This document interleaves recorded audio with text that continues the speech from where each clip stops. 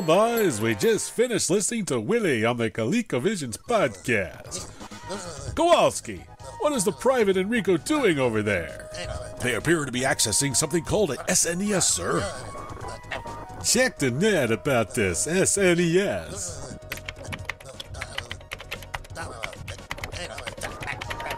It appears to be some type of entertainment device. There's a file here referring to it. Soul Blazers, the SNES podcast. Awesome. Top Droid, top shelf, top Nintendo. Begin Operation Nintendcast.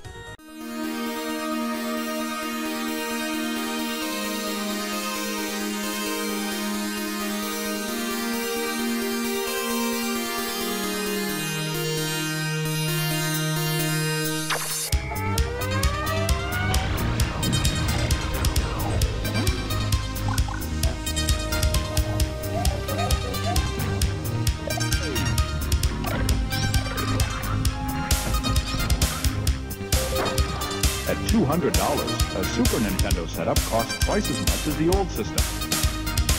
For the money, the company promises better pictures, sound, and adventure.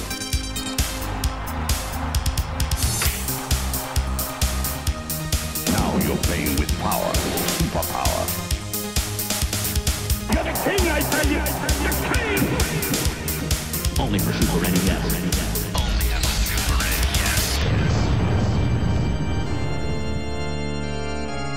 You're listening to the SNES podcast with your hosts, Soul Blazer and George.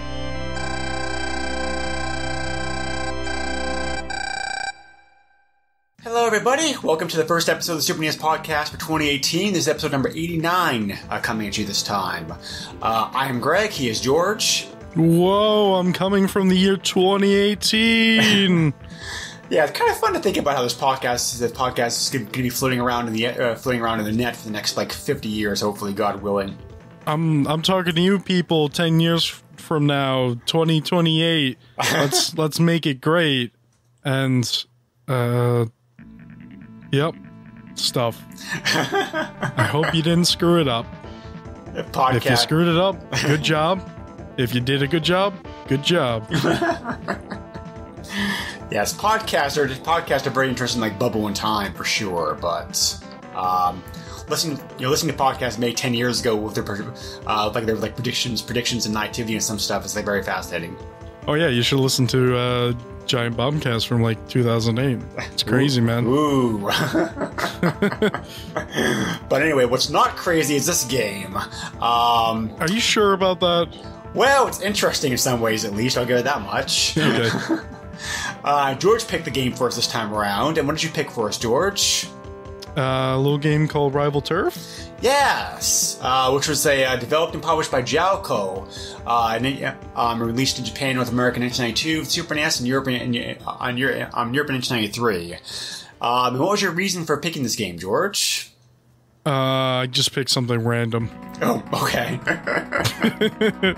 Well, I always have interested in this game, not because I'm a huge fighting game fan, which is the reason I really haven't played it. It's because I enjoy some fighting games, but I'm not a huge fan of the genre. So to seek them out and play every game. But this game also, like a couple of games we've covered in the past, is very notorious, like its box cover.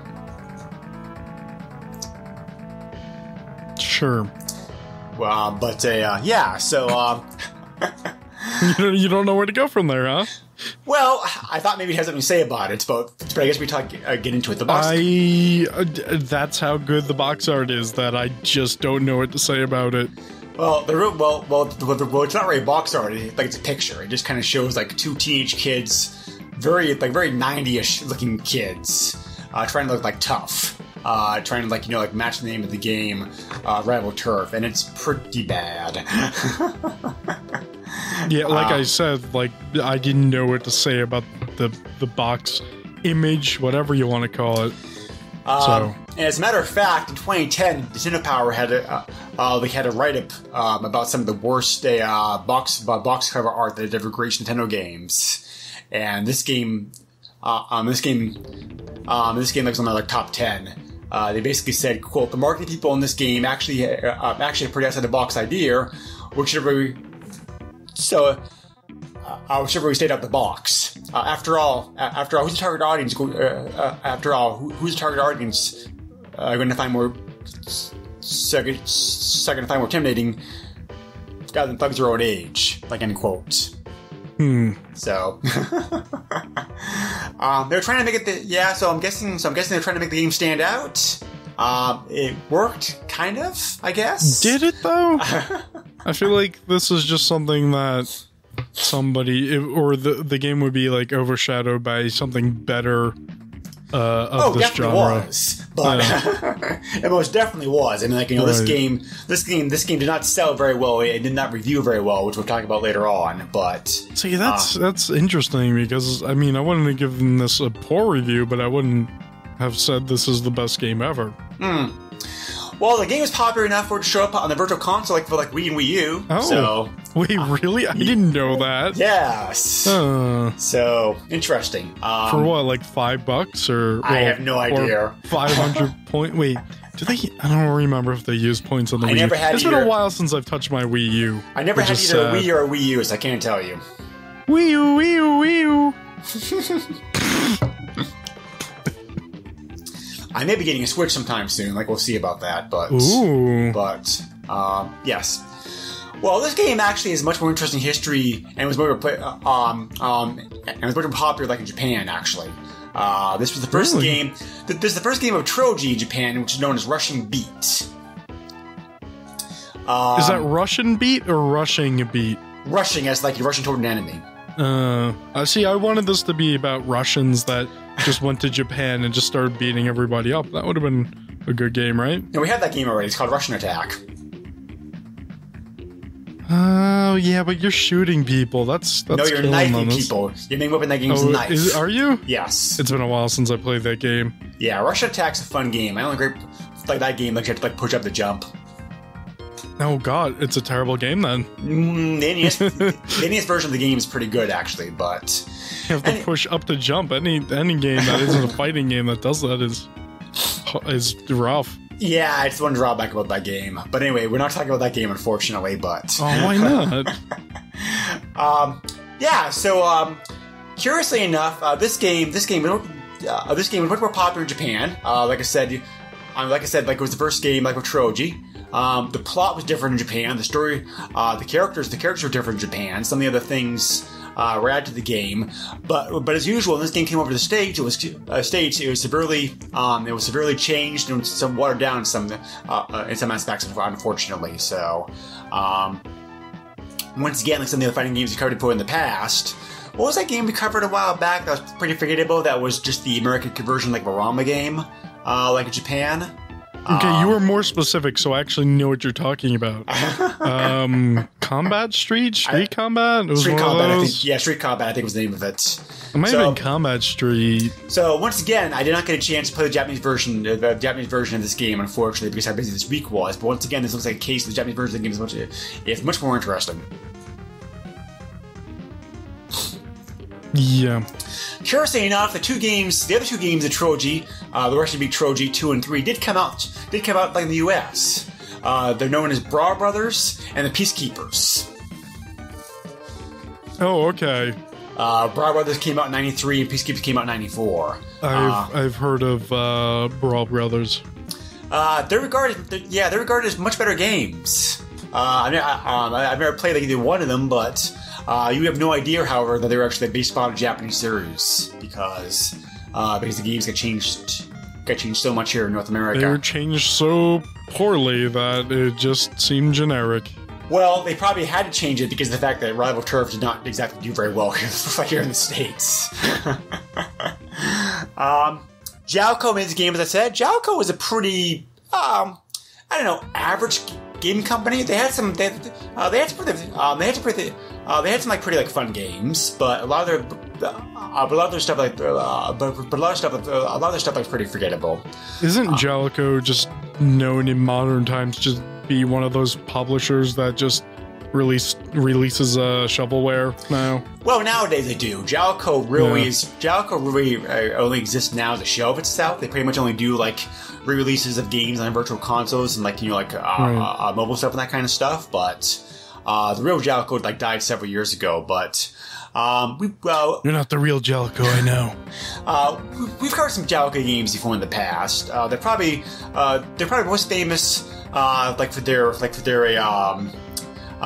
Bases Loaded series, like for the NES. Okay. Which was a very good early trilogy like baseball games. Tetris Plus on the PlayStation was pretty good. Oh, I didn't know they published that. Okay. Yeah, I believe they did. Yeah. So. Do I need to fact check myself? They also developed and released like an NES game that I'm really a huge fan of, so which is called Steinix. They did release Tetris Plus. Okay, but okay. Yeah, Steinix. I covered on a game. I covered on an early episode of the Two Dudes in NES, like those guys. So. Oh, okay. Yeah. But really fun. Really fun, unique platform game. So, so the storyline of this game is pretty simple. It's just, stereotypical stuff. I suppose. There's this crime organization based both like in LA and Mexico that's seeking to increase their power, like legal drug. And one of the main characters' girlfriends is kidnapped by them. Again, sounding very much like a whole bunch of other fighting games out there. Right. He teams up with the help of a Mexican agent to go take out the enemies.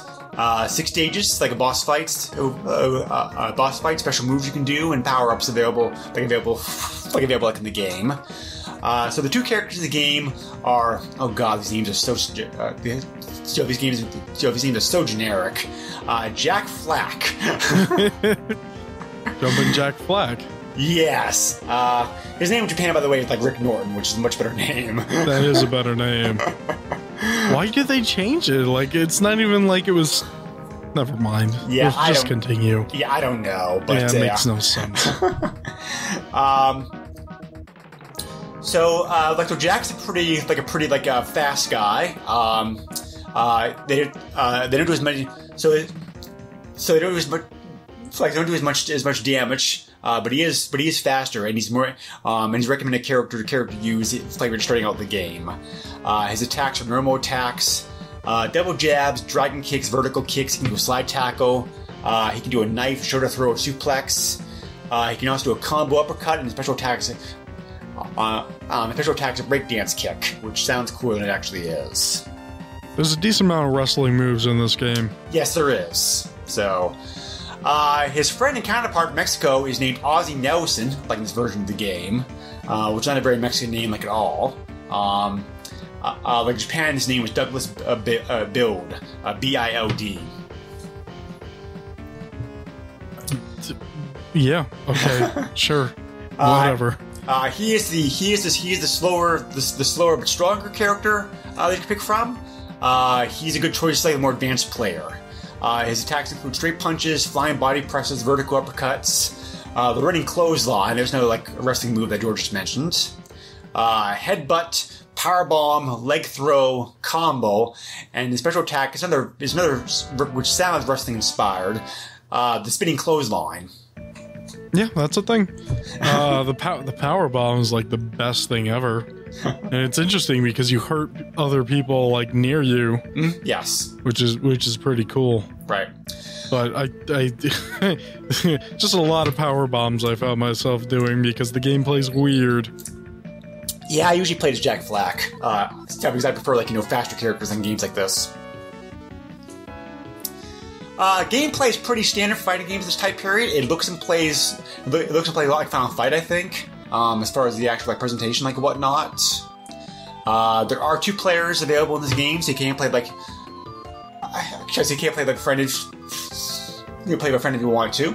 The kind of semi-unique feature of this game is the so-called angry mode that you can unlock every now and then. Is this where you could play Angry Birds on the SNES? That would that would have been pretty fun as a mini game actually. But. No, I don't know. I've seen a bootleg version of Angry Birds on the NES, and that looked pretty rough. Well, they imported it. Well, somebody imported Angry Birds to 2600. So. Oh, geez. No. The angry mode is basically when your character gets damaged too much. He becomes they become temporary like invincible and can do more powerful attacks. Oh, why wasn't that on by default? I don't know. I didn't touch it. I didn't touch it because honestly, I thought angry mode was just a mode that was harder and made you angry. No. So I didn't want to touch that. Yes. One of the tips I was going to give in this game later on was the first thing you do to go in option mode and turn that on. Well, you should have told me to do that before I played it. I'm sorry, I let you look at the option mode. Because I looked at the options, but I was just afraid that angry mode meant it was going to get harder. No. There were more options. There were more options available in the Japanese version of the game. For example, the Japanese version of the game also gave you the ability to be able to change the number of lives you had. They can also allow you, what? They can also allow you to change. They can also allow you to change the number of continues. Why did we not get those options? Again, I don't know because the developers were stupid. I don't. That's just so weird. Oh. Other versions, the other differences between the Japanese and American version, the American version of the game removes the opening story altogether. The Japanese version of the game had that shown to you at the start of the game. In the American version of the game, the story's like when we found the manual. Of course. Yeah. It also shortened the ending to make the American ending version totally stupid, and short. In the American version, when a character dies, it shows the X, representing your dead character. They die in real life. Whereas in the Japanese version of the game, they replaced the Japanese word for death, which pretty cool. Changing that makes sense to me. Yeah, I suppose so. Yeah, because obviously people are not going to know. Right. It's just some Japanese thingy-mabobber there. Putting an X there makes sense to us because, or make it lower like a skull or Yeah, right. Something. Yeah. So the game also features finally a 2-player versus mode. In which two characters can face off against one another. Whoever wins 2 or 3 rounds wins the match. So it's like the NES version of Double Dragon? Yes, basically. But do you play as the same character? No. Okay. Yeah. So yeah, that's a good way to be able to warm up and also be able to test your fighting skills. Test your fighting skills against somebody else, or maybe get a hang of the controls. Sure. The controls are pretty standard this game. Normal attack Y button, jump is B button, special attack is A button. You say they're normal, but the way that they control is just very odd. Well, the control feels a bit clunky. I'll give you that much. There's almost like a lag. It could be because of the emulator, but I didn't notice that. What I noticed was that there was a combo system, but I couldn't make heads or tails out of it, so I started just playing around on the controller, and I kind of, but not really, figured it out. Yeah, some of the combo moves are pretty simple to figure out, but some of them are pretty complicated. I know, to grab, there's no button to grab. You just have to walk into them, I think. Right, yeah. And then on top of that, you do your suplex or your power bomb or whatever, you throw them. Yeah, and some of them are pretty complex. The combo mode for Jack, for example, you have to do 4 normal attacks to be able to unlock that. So you do 2 double jabs, the preferred way of doing it is probably 2 double jabs, a body blow, and uppercut. And the next attack you do, and after that, the next attack you do is a combo.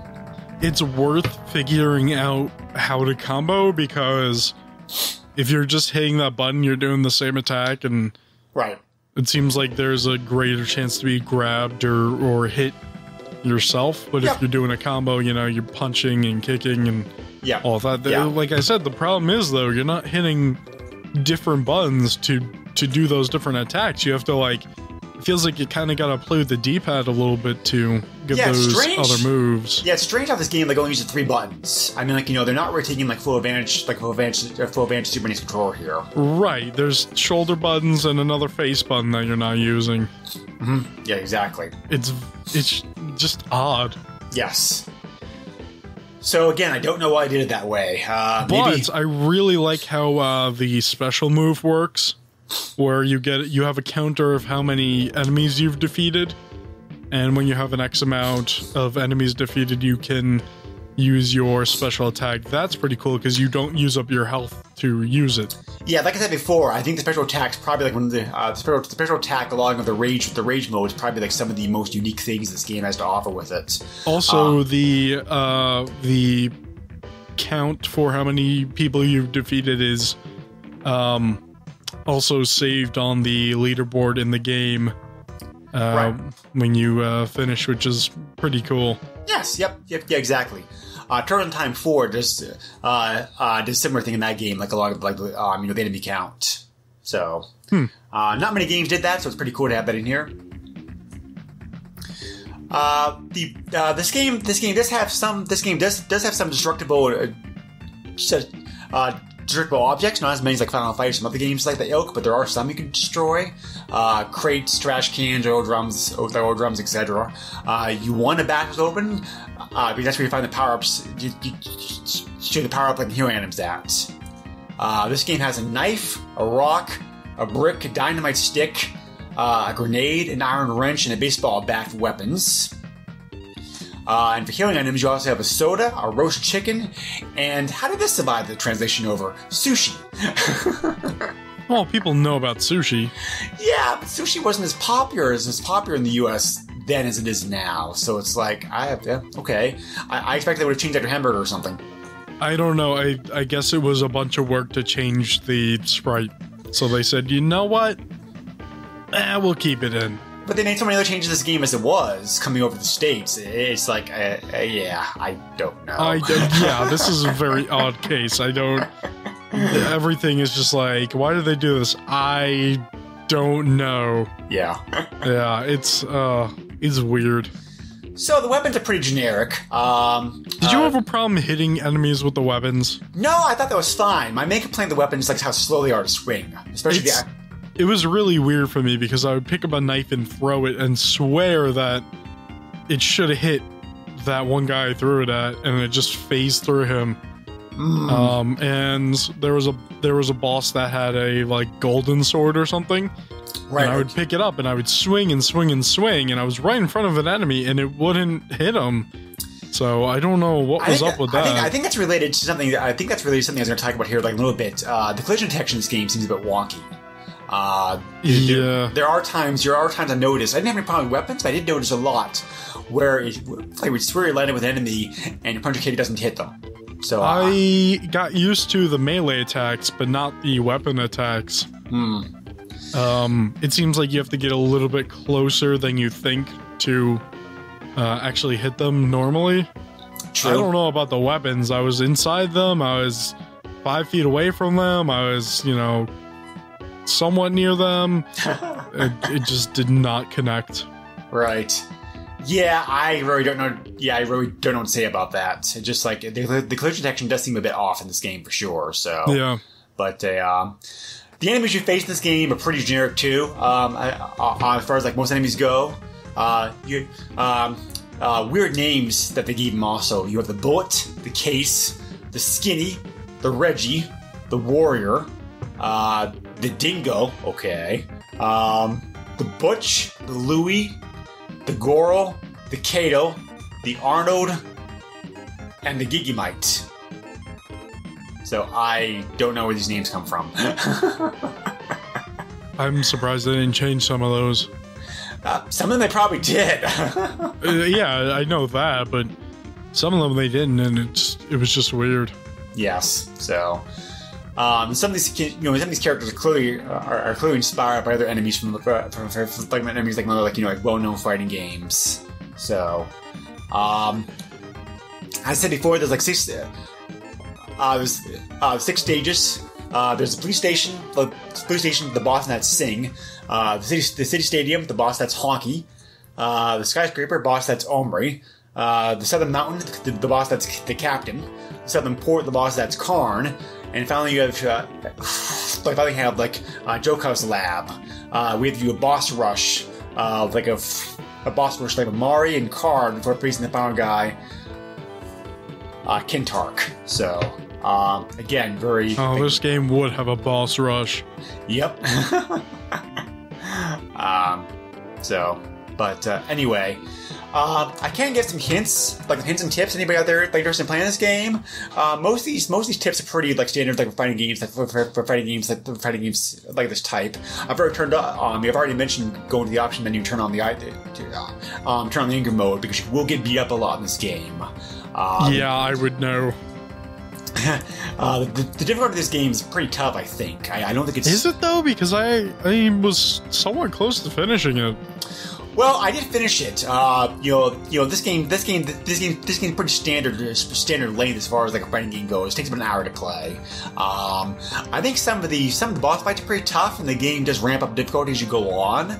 I think some of the difficulty I had was a combination of some of the collision detection problems, and also because some of the enemy boss fights they felt very cheap as far as moves went. How they could just do a lot of damage to you, and you couldn't get in a position to do any damage back in return.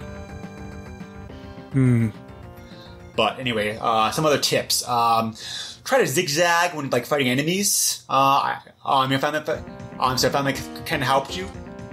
Do that as you're punching. They kind of run there a lot of times, especially some of the enemies that are on the game. They'll run into your fists. You have to have at least 5 kill icons in your inventory to be able to do special attacks. So save those. Save those for when you're surrounded. Try using a gang member. Gang members are flying projectile to knock down multiple attacks. That's pretty cool move to do. Each boss does have a pattern, so just try to find that pattern and exploit the weakness. Once you do that, most boss fights become kind of trivial, except for the boss rush at the end. And finally, the health meters for the enemies are not explained in the manual. Like Final Fight and some other fighting games, the color changes depending on how much health they have. The scale is that Aqua is the highest and black is dead. So the colors the enemies can have, highest to lowest health. It's Aqua, light blue, purple, yellow, dark green, pink, orange, light green, red, and black. So if you learn the colors, you can figure out how much health an enemy has, which may influence your decisions like how when to attack him. So let's talk about the graphics. The graphics of this game, I think are pretty good for an early Super NES game. The background graphics I thought had I thought were very well done. Very detailed, detail and icons to them and whatnot. I was less impressed. I thought everything was all right. I was less impressed by the actual fighting characters themselves. The colors used, I think, are a bit gaudy, and the characters look a bit blurry to me. They don't have the sharp detail that guys in Final Fight or some of the fighting games have. I think there was too much of a use of red. Oh yes, and blue. Yes. And blue. Don't forget the blue. Blue. Not on the characters that you play as, but yes. There was a lot of drab olive green in this game too. Especially the enemies. Hey, don't you crap talk that color? Don't you crap talk green? So, what are you doing? What are you doing, Greg? Graphics are a mixed bag. I mean, not bad for a Super NES game. Not the worst looking game for sure. No. Music is typical fighting game music. Honestly, it's pretty forgettable. Some of it was pretty cool, some of it was not. Yeah. But yeah, it wasn't the best. But I was definitely interested in, like, I think it was like the first stage's music, and then after that, I was kind of like, oh, this is kind of cool, but eh. So. Yes. So overall, gameplay, like I said, is pretty standard for a fighting game. Most of the complexity comes to some of the boss fights, I think. It's not. It's a tough game. I wouldn't call it overly difficult. I don't think it's the most. It's the most difficult fighting game out there. One last trivia note about this game: the fictional city that you play in this game, which is called a Neo Cisco in the Japanese version of the game, was based off was actually inspired by based off like Los Angeles. Okay. So it shows a bit more like the newest version of the game. So overall, this is a pretty, I think, average fighting game. I mean, it's not the worst in the system, but it's not the best either. I think that if you're a fighting game fan, it's worthwhile checking out. Especially the bad box art made you play this game like for all these years. It's nothing. There's not really anything special or unique about this game to make it stand out. I think the most unique, features about this game is the angry mode. That this game has, and some of the fighting moves that are pretty cool. And this game, obviously, of course, is much better playing with a friend. Like many other games, this game's life is enhanced slightly by having a 2-player mode. But yeah, it's pretty average. I'm not really sure what to say about it. It's not horrible. It's not great either. But from what I understand, the sequels, Brawl Brothers and the Peacekeepers, are regarded generally as much better fighting games. What was your overall impressions like about this game, George? I mean, Can I just sum it up in like one? I don't even want to say it's a word, just a noise. Like, well, well, there's a scale that Phil, the No Square Gamer, uses, like for his games in his podcast, where he ranks games at 4 different levels, and I believe the level you're looking for is meh. There you go. Sure. If we're using his scale, sure. If we're using my scale, Well, they're comparable, so that's comparable like a meh on a scale. So, yeah, this game's definitely meh.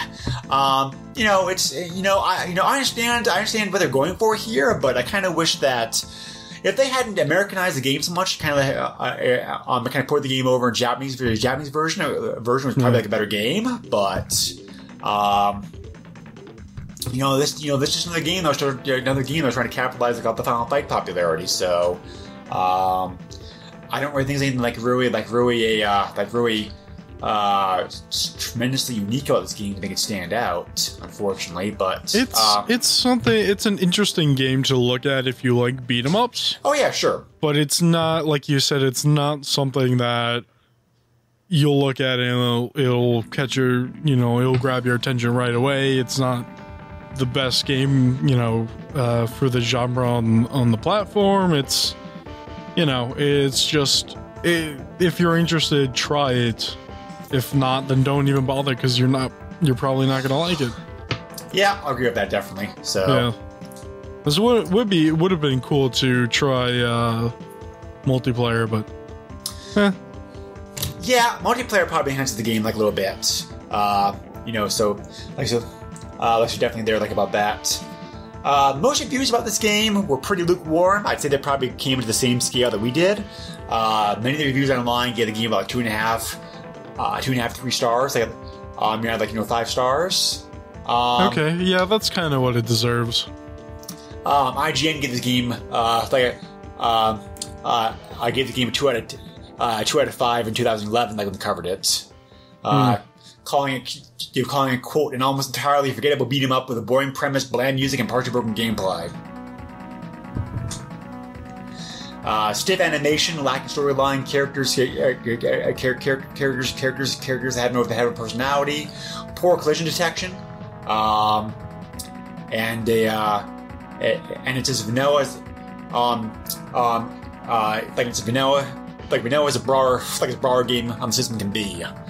I think we said most of that our coverage of the game. I prefer chocolate. Yeah, they pretty much summed up what we said about the game in 2 minutes. So, so yeah, pretty average. Surprisingly enough, there are some people out there like like this game, so it does have its fans. So, okay. Yeah. So I guess it takes out. So I guess it like takes out types, huh? Sure. I guess so. But there are 2 secrets that did make it into the North American version of this game. One of them allows you to change the name for every character in the game, but you have to you'll catch that when you have to play the entire game first. Once you finish the game and you've entered your name like on the high score screen, enter your name as CHRCONF. I have no idea how to pronounce that. Oh, okay. Once you do that, a hidden character config screen will appear, which allow you to change every character's name in the game. That's an odd feature. Yes. There's also warp in stage 4 that'll take you right to the final boss of the game. I could have used that. I think I got as far as halfway through stage 4. Yeah, to use that warp, you have to defeat at least 30 enemies. Then look at the door on level 4 and push up to jump. If you do the same type. Do that at the same time. Sorry to say. Then you're like warp. I'm sorry. You warp to the end of the level to fight the boss, not warp to the end of the game. My bad. Oh. Yeah. So it's a short warp. You got my hopes up, Greg. That's probably a bug in the game, and not really. Probably a bug in the game, and not really. You're not really intentional feature, because like the Japanese version of the game did allow you to be able to do a stage select. So that's an interesting bug if it is one. I suspect it's what it is. I don't know for sure, but I kind of think it is. Maybe because getting specific amount of I don't know. Yeah. So. Good news is that if you want this game, it's pretty cheap. So I guess that cheap price reflects the fact that this game's not very popular. This is probably one of the cheapest Super NES games that we've looked at so far in the history of this podcast. 34 copies recently sold. 34 copies currently available online. 40 copies that recently sold. Do you want to take a guess, George, on what the average card-only price this game was? $10. Let me do the math here. You could have just said I was right. Let's see. Make it easier. Actually, I think you're right. Yeah. Card-only versions of the game sold anywhere from $4 to $16, and I believe $10 right as the average. Oh, well, look at that. I was right for a change. Yeah, CID copies sold anywhere from $15.25 to $34. So again, pretty cheap for. So it's pretty cheap for collectors also. Spoilers, I don't want this game. Not for $10. I mean, $4 maybe I'd pick it up, but not for like $10. It's not worth $10. If I was at a local store and it was there for like 10 or less, and I was in an interesting kind of mood, I would probably buy it. Yeah, but I would not go out of my way to buy it. Right. Yeah, so pretty forgettable. I mean, I understand what they're trying to go for here, but this kind of but unfortunately, this game comes up at the end, just like another Me Too cash grab that was typical of the time period. I am curious, but the sequels though, because I had no idea that Broad Brothers and the Peacekeepers related to the series. I didn't know that either. So, and from what I understand, they're better games. I mean, they look like better games. So we'll have to look at those at some point in the future. So anyway, we are speaking about sequels. We are covering like another sequel. on our next episode of this podcast. We are very delighted and honored once again to have with us again to share with us his immense knowledge, which was so great and helpful on last episode. We're going to be having back on this episode Nick Baldrich, the pinball expert, to talk about the sequel to Pinball Dreams, Pinball Fantasies, Pinball Nightmares. No, that was a different game, I think. Oh, it's probably going to be that way for me. But no, Pinball Fantasies was the second game of the pinball series that Dice made, and this is and the last one before that was Super NES. So stop the pinball, mommy! Stop it! It looks like a better game. I understand it's a better game, so I'm curious to see how this one plays. Oh, okay. So we will once again have Dick here to share his vast pinball knowledge with us. So, looking forward to that very much. Yes. So, I think as far as Rival Turf goes, I think I've said pretty much everything I think about this game. How about you, George? Any final thoughts? Basically what you said. I think what we said is, it's out there. I do think the name of this game is pretty forgettable. I kind of wish the Japanese name, the Japanese name, made better sense. So, I mean, Rival Turf is pretty forgettable. What was that game called again? Title? So, yeah. Not impressed. But we need to come up with a list of games that have names that are forgettable. That may be a good topic to cover, like a 100th anniversary podcast. Yes. It's games like this. Unfortunately, unfortunately, that kind of make Jalico a very average run of the mill company throughout most of its life. So, the good games got outweighed by the bad, I think, unfortunately. Yeah, that's a shame. But anyway. So, we thank you very much for joining us again. Thank you for episode of the Super NES podcast. As we hope everybody had a good weekend. A weekend, y'all be okay. That too, but I was trying to say holidays. We've not recorded in a while. Does this show? No. Not at all. If you have any questions, feedbacks, suggestions for games covered in the future, you can leave comments on the Facebook page. You can also email me directly at the SNESpodcast@yahoo.com. Leave us a review on iTunes, like so inclined.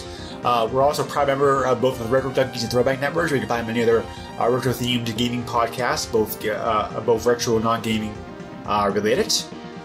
George, where can listeners find you at? How dare you tell me to have a good weekend? I'm listening to this on a Tuesday. And, yeah. Where can they find me? That might be a bad idea to find me, but, it's like Where's Waldo, except I'm not in a book. And I don't wear a striped t-shirt. Oh, God. Thank God that game didn't come on Super NES. Oh, yeah. That's my favorite Bethesda game. Yeah, they did develop that, didn't they? Oh boy. Yep. I actually own that game. Which one? The NES version? Yeah. Oh, okay. Yeah. Anyway, you can find me on Twitter at Mr. Chief at MISTURCHEF. I do another podcast with Greg. We do PlayStation Power. That's not family friendly, but on top of that, I also do Master System Masterpieces, and I think that's about it.